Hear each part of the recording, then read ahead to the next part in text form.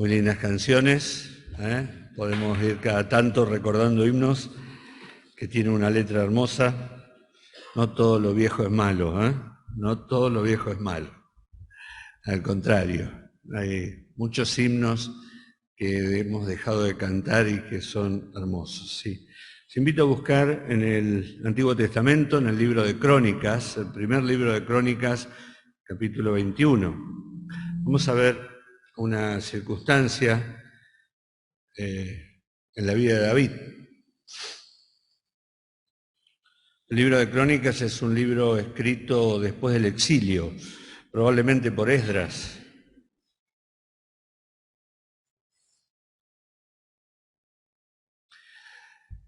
Y cuenta pasajes paralelos al segundo libro de Samuel, primer libro de Crónicas con el segundo libro de Samuel.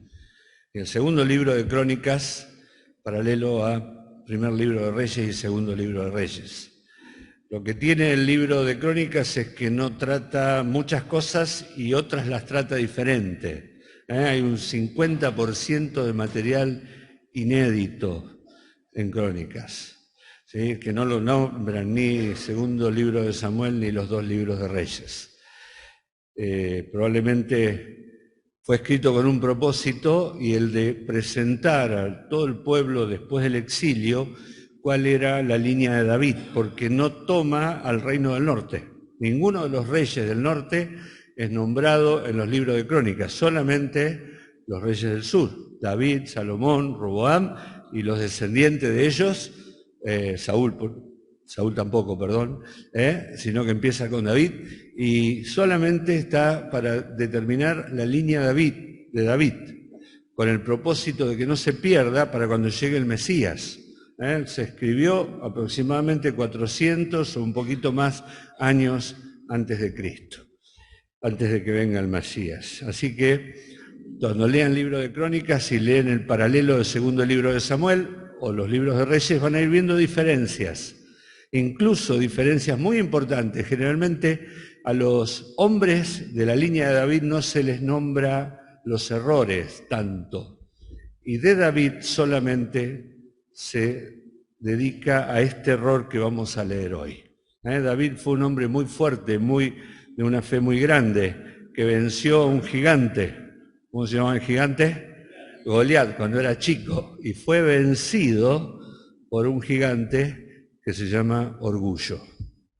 ¿Sí? Aquel que venció al gigante y que conquistó a todos los pueblos que pudo y que amplió el territorio de la nación de Israel a los límites que nunca más poseyeron posteriormente, el gran rey David fue vencido por el orgullo. Y este es el único episodio negativo de la vida de David que va a nombrar el libro de Crónicas. Así que vamos a leerlo completo, al capítulo. ¿Se animan? Vamos.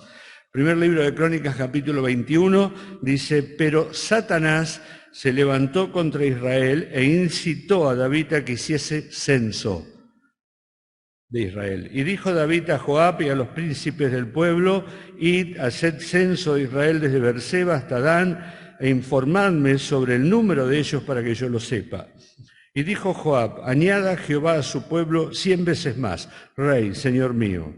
¿No son todos estos siervos de mi señor? ¿Para qué procura mi señor esto que será para pecado a Israel? Mas la orden del rey pudo más que Joab. Salió por tanto Joab y recorrió todo Israel y volvió a Jerusalén y dio la cuenta del número del pueblo a David. Y había en todo Israel 1.100.000 que sacaban espada, y de Judá 470.000 hombres que sacaban espada. Pero entre estos no fueron contados los levitas ni los hijos de Benjamín, porque la orden del rey era abominable a Joab. O sea, Joab cumplió la tarea, pero a medias, a regañadientes. Así todo le llevó más de 9 meses, casi 10 meses, recorrer todo el país. Dice: asimismo, esto desagradó a Dios e hirió a Israel. Entonces dijo David a Dios: he pecado gravemente al hacer esto. Te ruego que quites la iniquidad de tu siervo, porque he hecho muy locamente. Y habló Jehová a Gad, vidente de David, diciendo: ve y habla a David y dile: así ha dicho Jehová, 3 cosas te propongo. escoge de ellas una que yo haga contigo. Y viniendo Gad a David le dijo, así ha dicho Jehová, escoge para ti o 3 años de hambre, o por 3 meses ser derrotado delante de tus enemigos con la espada de tus adversarios, o por 3 días la espada de Jehová, esto es la peste en la tierra, y que el ángel de Jehová haga destrucción en todos los términos de Israel. Mira pues qué responderé al que me ha enviado. Entonces David dijo a Gad, estoy en grande angustia. Ruego que yo caiga en la mano de Jehová, porque sus misericordias son muchas en extremo, pero no caiga en mano de hombres. Así Jehová envió una peste en Israel y murieron de Israel 70,000 hombres. Y envió Jehová el ángel a Jerusalén para destruirla. Pero cuando él estaba destruyendo, miró Jehová y se arrepintió de aquel mal y dijo al ángel que destruía, basta ya, detén tu mano. El ángel de Jehová estaba junto a la era de Ornán Jebuseo. Y alzando David sus ojos, vio al ángel de Jehová que estaba entre el cielo y la tierra con una espada desnuda en su mano extendida contra Jerusalén. Entonces David y los ancianos se postraron sobre sus rostros cubiertos de cilicio. Y dijo David a Dios, ¿no soy yo el que hizo contar al pueblo? Yo mismo soy el que pequé. Ciertamente he hecho mal, pero estas ovejas, ¿qué han hecho? Jehová, Dios mío, sea ahora tu mano contra mí, contra la casa de mi padre, y no venga la peste sobre tu pueblo. Y el ángel de Jehová ordenó a Gad que dijese a David que subiese y construyese un altar a Jehová en la era de Ornán Jebuseo. Entonces David subió conforme a la palabra que Gad le había dicho en nombre de Jehová, y volviéndose Ornán, vio al ángel, por lo que se escondieron 4 hijos suyos que con él estaban, y Ornán trillaba el trigo. Y viniendo David a Ornán, miró Ornán y vio a David, y saliendo de la era se postró en tierra ante David. Entonces dijo David a Ornán, dame este lugar de la era para que edifique un altar a Jehová, dámelo por su cabal precio, para que cese la mortandad en el pueblo. Y Ornán respondió a David, tómala para ti y haga mi señor el rey lo que bien le parezca, y aun los bueyes daré para el holocausto y los trillos para leña y trigo para la ofrenda, yo lo doy todo.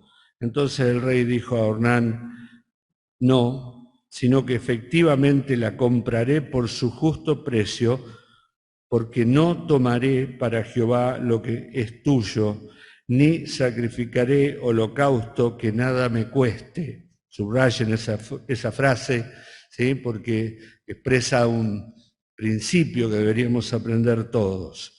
Y dijo David a Ornán, y dio David a Ornán por aquel lugar el peso de 600 siclos de oro, y edificó allí David un altar a Jehová en el que ofreció holocaustos y ofrendas de paz, e invocó a Jehová, quien le respondió por fuego desde los cielos en el altar del holocausto. Entonces Jehová habló al ángel, y éste volvió su espada a la vaina. Viendo David que Jehová le había oído en la era de Ornán Jebuseo, ofreció sacrificios allí, y el tabernáculo de Jehová que Moisés había hecho en el desierto y el altar del holocausto estaban entonces en el lugar alto de Gabaón. Pero David no pudo ir allá a consultar a Dios porque estaba atemorizado a causa de la espada del ángel de Jehová. Y dijo David, aquí estará la casa de Jehová Dios, y aquí el altar del holocausto para Israel. Muy bien, leímos mucho hoy. Vamos a tratar de no avanzar tanto en el tiempo, simplemente vamos a tratar de sacar alguna enseñanza que ustedes ya se imaginan. ¿Cuál es la enseñanza? Vamos a hablar sobre la derrota del orgullo.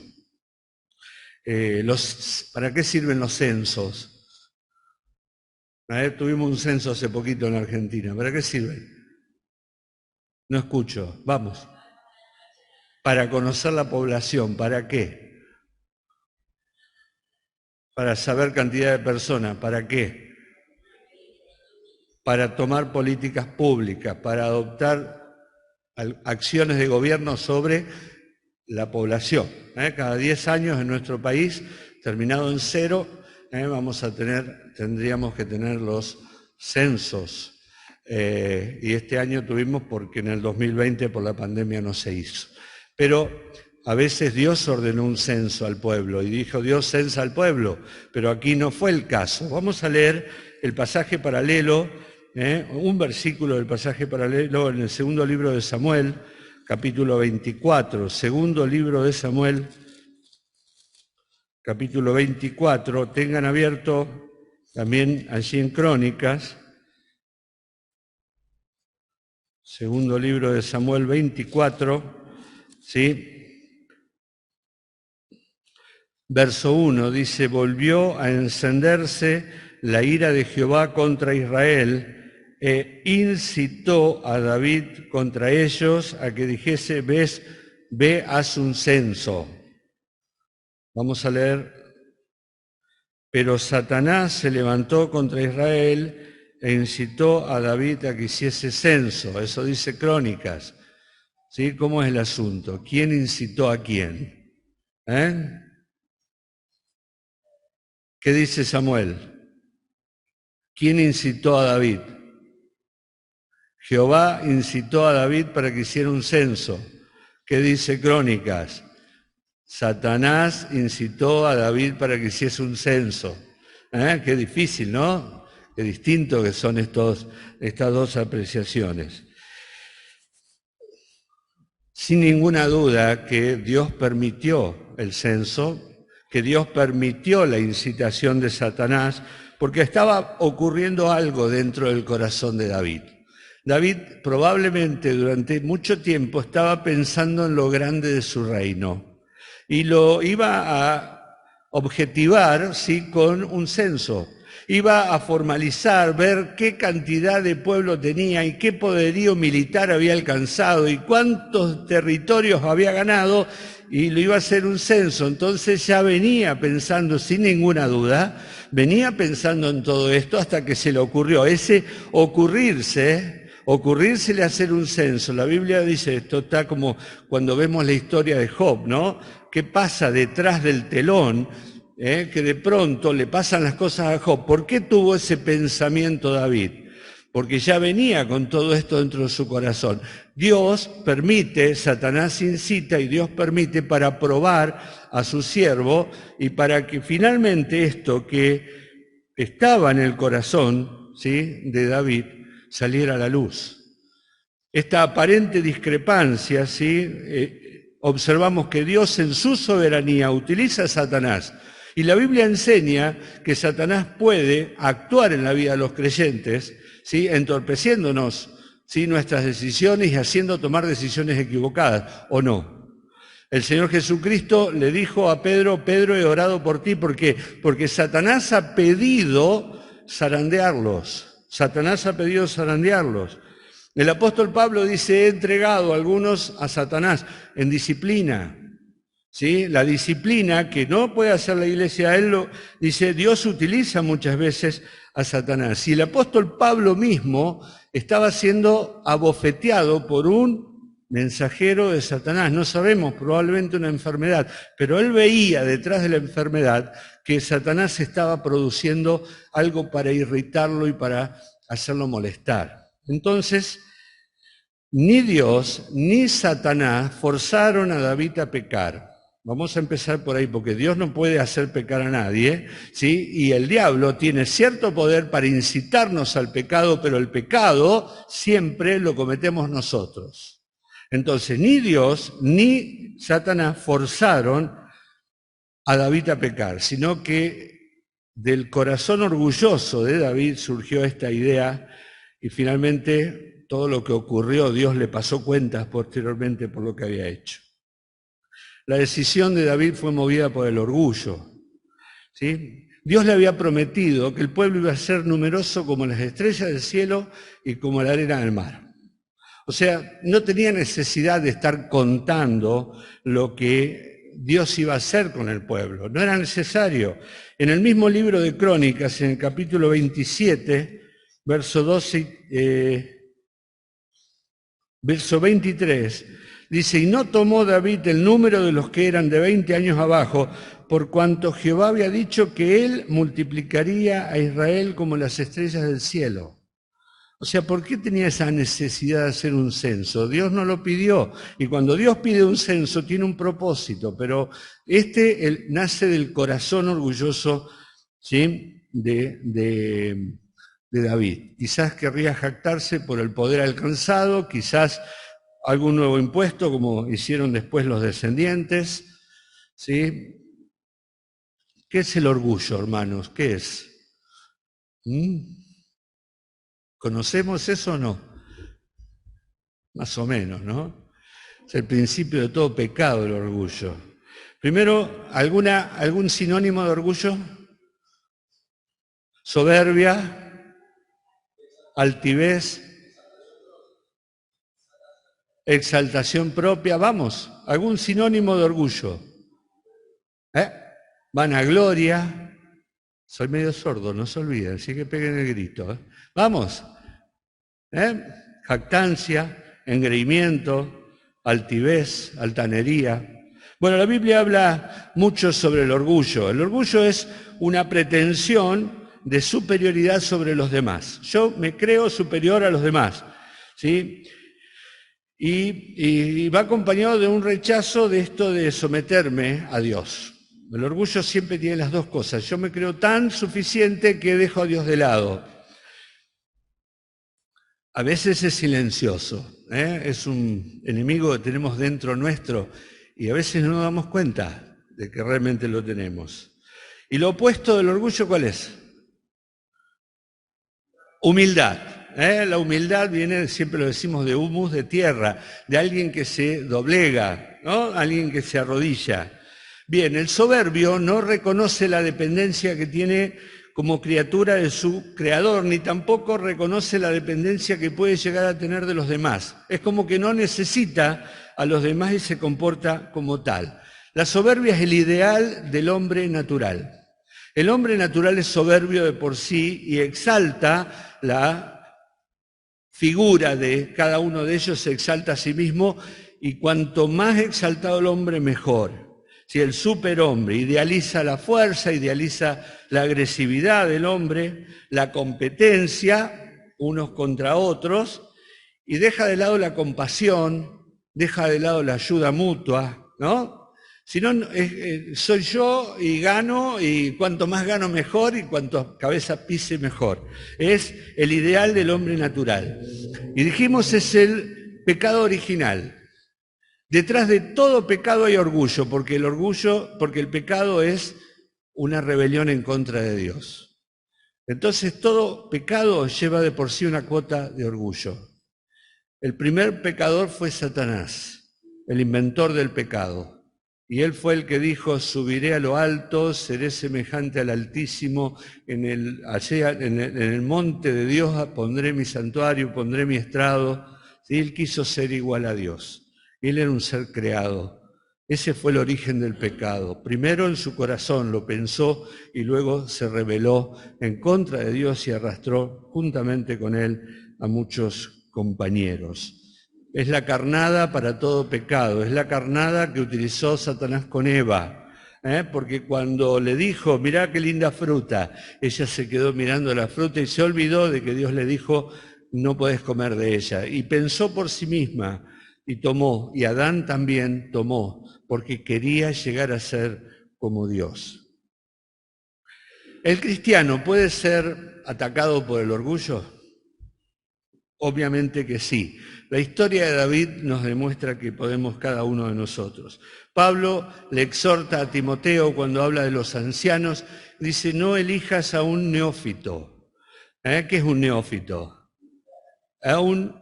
Sí, no sé si no sabe, sino que es joven, que todavía no ha vivido lo suficiente. ¿Para qué? ¿Por qué dice, no elijas a un neófito? Para que no se envanezca, ¿sí? Y dice, caiga en la condenación del diablo envaneciéndose. O sea, el orgullo viene del diablo y entonces un anciano joven dice, puede envanecerse, puede enorgullecerse y entonces caer en la condenación del diablo. Por eso todos los ancianos de esta iglesia somos viejos, ¿verdad? No podemos enorgullecer. Bien, Santiago dice, Dios resiste, a ver, ¿cómo es, Lichi? Dios resiste a los soberbios y da gracia a los humildes. Es uno de los textos que tuvimos que aprender en los pre, ¿no es cierto? Ahí tengo, Lale, la próxima hago para vos. Dios resiste a los soberbios y da gracia a los humildes. Lo mismo dice Pedro. Ambos, en 1 Pedro 5:5, dice a los jóvenes, igualmente jóvenes, estad sujetos a los ancianos y todos sumisos, unos a otros revestidos de humildad, porque Dios resiste a los soberbios y da gracia a los humildes. Ambos, Santiago y Pedro, toman esta cita de Proverbios capítulo 3, verso 34. Allí cuando el escritor de los Proverbios habla de los humildes, habla de los que se doblegan, de los que se arrodillan. La humildad no era tomado como una virtud en el tiempo antiguo. ¿Y ahora? Tampoco. La virtud no, la humildad no era tomada como una virtud. Sin embargo, si queremos tener gracia, dice el escritor, tenemos que humillarnos delante de Dios. Y Pedro dice también, revestidos de humildad. Ponerse un delantal, es la figura de alguien que se pone, de un siervo, que se pone un delantal para servir y no ensuciar su ropa, y se la ciñe con un nudo. Eso dice un comentarista, ¿sí? Entonces, revestirse de humildad.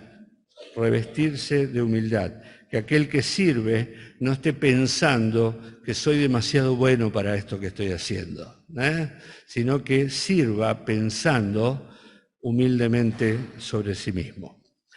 Ahora, el salmista David, seguramente un tiempo antes, había escrito el Salmo 19. Vamos a buscar Salmo 19, versos 12 y 13. Salmo 19, versos, ¿quién lo puede leer?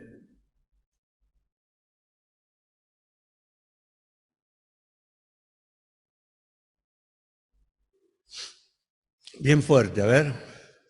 Cañi, ¿lo podés leer?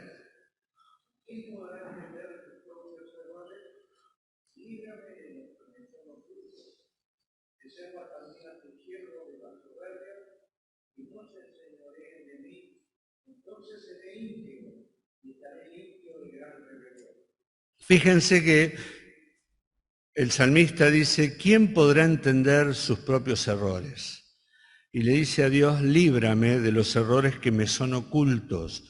Allí adentro del corazón hay muchas veces cosas que ni nosotros sabemos. Y luego entonces dice allí esto de que preserva también a tu siervo, dice, de las soberbias. Preserva a tu siervo de las soberbias, que no se enseñoreen de mí. Entonces seré íntegro y estaré limpio de grande rebelión. Las soberbias provocan rebelión, ¿sí? Las soberbias provocan rebelión, y eso es lo que el salmista pensaba probablemente cuando era joven. ¿Cuánto bien le haríamos a nuestra alma si oráramos de esta manera? ¿Quién podrá entender sus propios errores? Líbrame de los que me son ocultos. Preserva también a tu siervo de las soberbias, que no se enseñoreen de mí. Entonces seré íntegro y estaré limpio de grande rebelión. Ahora, quizás David, siendo viejo ya y exitoso en todo lo que comprendió, se olvidó de obrar de esta manera y permitió que su corazón se enalteciera, silenciosa y lentamente, para finalmente hacerlo caer. Esto nos muestra que debemos estar alertas. A veces pensamos esto de que cuanto más grandes somos, menos posibilidades de caída tenemos. A veces pensamos, la historia de David nos muestra que a pesar de que era viejo y exitoso y había caminado muchos años siendo fiel al Señor, ni él era inmune a las caídas, ni Satanás se había olvidado de él, ni Dios lo dejó sin disciplina. Fíjense que a pesar de que a veces pensamos que después de muchos años la cosa es mejor o viene. No, nunca podemos bajar la guardia con nuestro corazón. Y el hijo de David, Salomón, diría, ¿qué ocurre antes del quebrantamiento y antes de la caída? Antes del quebrantamiento es la altivez del espíritu, y antes de la soberbia, la soberbia, y antes de la caída, la altivez de espíritu. ¿Qué ocurre antes del quebrantamiento? La persona se enalteció. ¿Qué ocurre antes de la caída? La persona está altiva. ¿Qué dice la Biblia? ¿Cómo se manifiesta el orgullo? Bueno, hay muchas expresiones, por ejemplo, altivez de rostro. ¿Qué significará altivez de rostro? Alguien que tiene prestancia y un andar arrogante. Mira las cosas desde arriba. Altivez de rostro. Nunca hace una tarea de siervo. No, yo no estoy para eso. ¿Sí? Mira siempre desde arriba, ¿no? Y viene y está en la iglesia, pero no se ensucia las manos. Altivez de ojos también, dice Proverbios 21:4, miran por encima a los demás. Altivez de ánimo, dice Proverbios, capítulo 28, verso 25. Estas son personas que avasallan con su ímpetu, no piden opiniones ni escuchan consejos. Van rápido, sí, vamos, hacemos así es como se tiene que hacer y se hace. Altivez de corazón, también le habla la Biblia. Piensan en su interior que son mejores que los demás. El corazón de él siempre piensa que los demás son inferiores. También habla de violencia en el orgulloso. Son los que siempre pasan primero, no importa quién le toca el paso en la esquina. Pasan primero porque tienen el auto más grande o porque tienen la fuerza, ¿sí? No piensan en los demás. ¿Sí? Son los que hablan mucho, dice Santiago, que dan la última palabra, ¿no? Que oyen, siempre se oye su opinión más fuerte que los demás, se imponen siempre sobre los demás, en forma violenta a veces, porque los demás tienen que acatar lo que él dice. Planifican su futuro independientemente de Dios. ¿Sí? La falta de oración es una manifestación de orgullo. ¿Sí? No ponerse en las manos de Dios al comenzar del día, no ponerse a agradecer a Dios al final de la noche, no pedir por los alimentos. Estamos viviendo sin tener en cuenta a Dios. Es una falta de planificación juntamente con Dios de nuestra vida. Es una manifestación de orgullo. ¿Sí? La religión o los religiosos, las peleas, cuando uno se alegra que caen los enemigos, que le va mal al que nos hizo algo, también es una manifestación de orgullo. El endurecimiento es una manifestación de orgullo. Volvemos a David. Vemos allí que David toma decisiones equivocadas, no escucha consejos, no tiene en cuenta las advertencias. ¿Sí? Durante muchos meses envió a sus siervos a hacer algo que no era necesario, que simplemente lo había hecho porque su corazón arrogante se lo había pedido. ¿Sí? Él quería el censo, su corazón lo necesitaba, él quería gratificar su soberbia con la fuerza y el poderío de su ejército y quería vanagloriarse de lo que había llegado a alcanzar. Recordemos que cuando él toma el reino, después de que Saúl muere, él toma un reino que estaba acosado por sus enemigos, a los cuales él vence y toma los territorios y extiende los territorios de Israel mucho más allá de los límites que luego fueron perdiendo. El periodo más glorioso en la historia del reino de Israel fue el de David y el de Salomón. Pero el que conquistó ese territorio fue David y el que lo disfrutó fue Salomón por aquel pedido especial que hizo esa noche cuando Dios se le apareció y le dijo, pídeme lo que quieras que te lo daré. Y él pidió sabiduría y Dios le dio sabiduría, riqueza, fama, gloria y paz en todo su territorio. Por eso se enciende la ira de Dios sobre David y permite que Satanás incite y lleve adelante David lo que deseaba. Ojo cuando deseamos algo que está fuera de la voluntad de Dios, porque a veces Dios nos permite tenerlo. Ojo cuando deseamos algo que está fuera de la voluntad de Dios, porque a veces Dios te va a permitir tenerlo. Joab no quería llevar la orden a cabo. Joab no era una buena persona, era un primo de David, era el general del ejército, pero se dio cuenta de que lo que estaba haciendo David estaba mal y se lo dijo y se lo decían sus siervos, pero David seguía. ¿Sí? David no quería verlo y estaba endurecido. Y como dijimos recién, un corazón endurecido es un reflejo de un corazón orgulloso.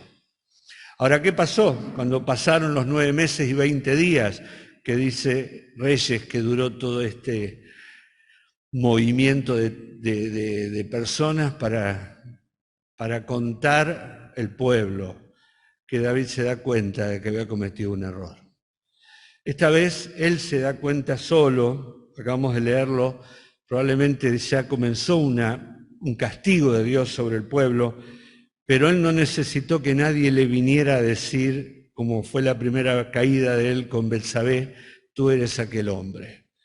Sin ninguna duda, él todavía tenía un corazón que podía ser sensible a la voluntad de Dios. Y se humilló y confesó. ¿Sí? Tardó en confesarlo, tardó en humillarse, cierto.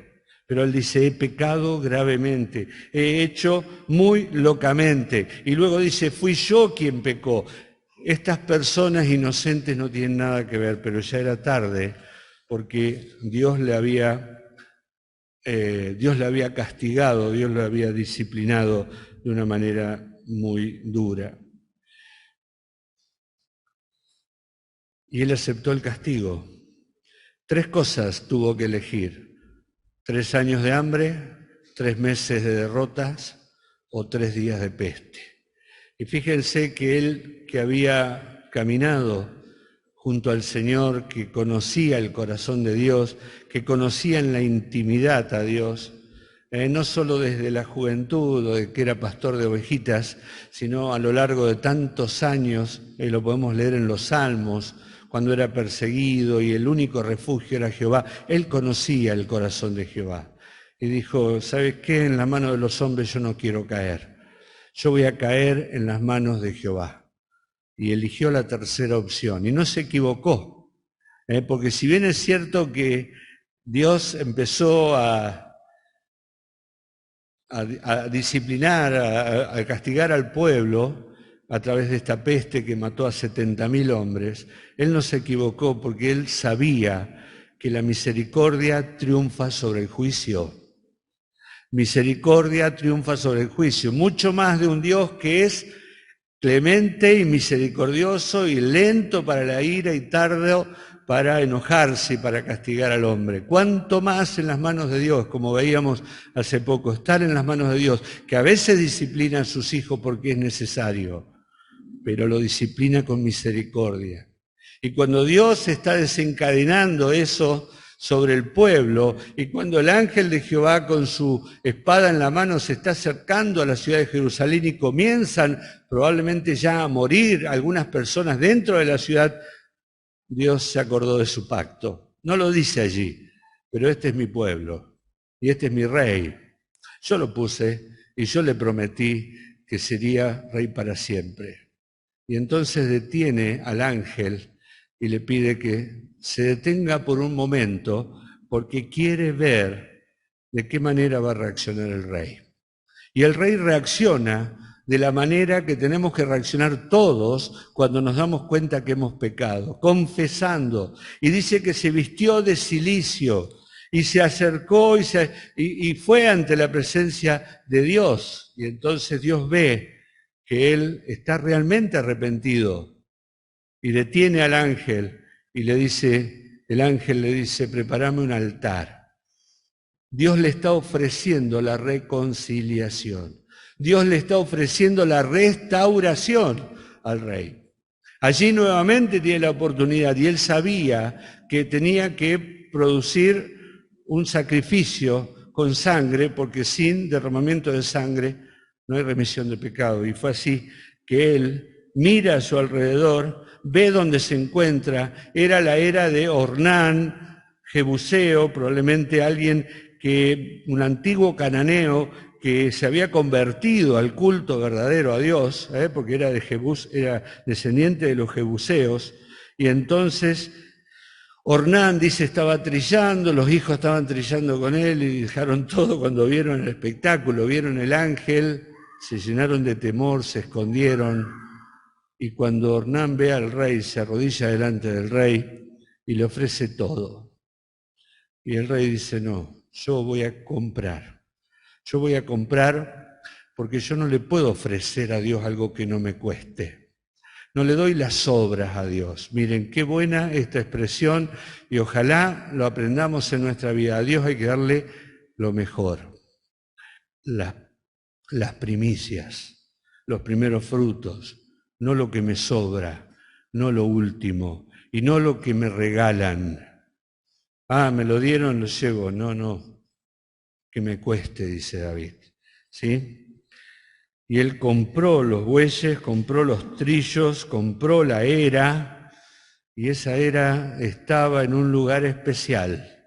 ¿Saben en el lugar en que estaba? En el lugar donde 1300 años antes Abraham había ofrecido a su hijo Isaac, en el monte Moriah. Ese es el lugar en donde el ángel se detuvo. ¿Sí? Ese es el lugar en donde el ángel se detuvo. Segundo libro de Crónicas, capítulo 3, verso 1. Porque dijo David, vieron que leímos que dijo David, este lugar que compré, acá va a estar el templo. Él no pudo construir el templo, él hizo todos los preparativos para el templo, pero él no lo pudo construir. Pero en el capítulo 3 del segundo libro de Crónicas dice, comenzó Salomón a edificar la casa de Jehová en Jerusalén, en el monte Moriah, que había sido mostrado a David su padre, en el lugar que David había preparado en la era de Ornán Jebuseo. Miren qué lugar tan especial. ¿Casualidad? No. ¿Se acuerdan la historia de Abraham? Cuando tiene que ofrecer a su hijo y Abraham le dice al hijo, Dios se proveerá de cordero, hijo mío, ¿sí? Y se llamó aquel lugar Jehová Jiré, ¿por qué? Porque Dios se proveerá de cordero. Allí, en ese lugar, hubo el sacrificio de David, muchos años después, y allí, en ese mismo lugar, probablemente se levantó la cruz de Cristo. Y allí en ese lugar probablemente esté emplazado el futuro templo de la era milenaria. ¿Sí? Un lugar repleto de significado, un lugar específico, preparado por Dios desde la eternidad. En ese lugar fue el lugar donde David ofreció el sacrificio. Y Dios le respondió con fuego, y esto quiere decir que fue acepto su sacrificio. Hermanos, cuidemos nuestras vidas hasta el último día. No hay ninguna garantía de que las soberbias no se enseñoreen de nosotros. Un gigante de la fe cayó en la presunción y el orgullo. Romanos capítulo 12, verso 16 dice, no altivos, sino asociándoos con los humildes. ¿Con quién te juntás? Miren, hay personas que son humildes de por sí, humildes económicamente, humildes en su carácter, y generalmente todos los pisan, todos los pasan por alto, ¿no? Porque el mundo, nuestra sociedad exalta la violencia, exalta el orgullo, exalta la autoexaltación de cada uno de nosotros. Por eso, ¿con quién te juntás cuando estás? Hay muchas personas que nadie se junta con ellos. Los creyentes, dice, no altivos, asociate con los humildes. La NBI dice, háganse solidarios con los humildes. Solidarios con los humildes. La Nueva Versión de las Américas dice, condescendiendo con los humildes. Hermanos, humildes, asociándoos a los humildes, recordando que Dios resiste a los soberbios y da gracia a los humildes. Filipenses 2, del 3 al 11, habla de la humildad que tenemos que tener nosotros, y pone el ejemplo de humildad del Señor Jesucristo. Haya pues en vosotros, dice el verso 5, este sentir, esta decisión del Señor, el cual siendo en forma de Dios, no estimó el ser igual a Dios como cosa a que aferrarse, sino que se despojó a sí mismo, tomó forma de siervo, hecho semejante a los hombres, y estando en la condición de hombre se humilló hasta la muerte, y la peor muerte de todos, la muerte de cruz. La humildad. Dios da gracia a los humildes, por lo cual Dios también lo exaltó. ¿Sí? La humildad viene seguida de la exaltación de Dios. La autoexaltación, Dios está en contra de eso. Y le dio un nombre que sobre todo nombre, para que en el nombre de Jesús se doble toda rodilla de los que están en los cielos y en la tierra y debajo de la tierra. Quizás sea tiempo de mirar dentro nuestro, dentro de mí, y descubrir si en nosotros, quizás oculto bajo una apariencia de piedad, se esconde un corazón orgulloso, ¿sí?, y satisfecho de sus logros. David cayó. ¿Por qué no habremos de caer nosotros bajo este mismo pecado? Y con el corazón en la mano, quizás volver a repetir aquella expresión del Salmo 19, versículos 12 y 13. ¿Quién podrá comprender sus propios errores? Líbrame de los que me son ocultos. Libra también a tu siervo de las soberbias. Preserva también a tu siervo de las soberbias, que no se enseñoreen de mí, y entonces seré íntegro, estaré limpio de gran rebelión. Que el Señor nos bendiga.